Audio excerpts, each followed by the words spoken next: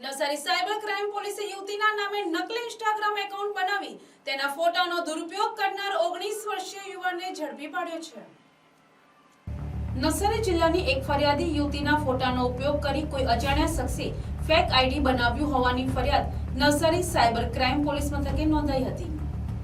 પોલીસની તપાસ દરમિયાન પોલીસને જાણવા મળ્યું કે આરોપી ધર્મેશ હરીશભાઈ પ્રજાપતિ રહેવાસી બારડોલી ફોલોઅર્સ વધારવાના લાલચે યુવતીઓના નામે ફેક એકાઉન્ટ બનાવતો હતો। પોલીસે આરોપી વિરુદ્ધ બીએનએસ કલમ તથા આઈટી એક્ટ મુજબ ગુનો નોંધી કાયદેસરની કાર્યવાહી હાથ ધરી છે।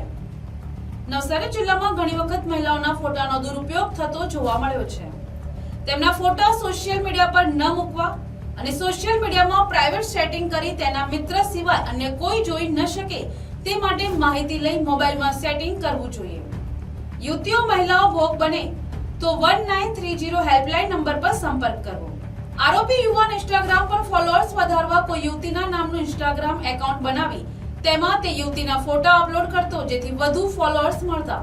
ત્યારબાદ યુઝર નેમ બદલી નાખતો હતો। આમ વધુ ફોલોઅર્સ મેળવવા યુવતીઓના નામે ફેક એકાઉન્ટ બનાવી ફોટો અપલોડ કરતો।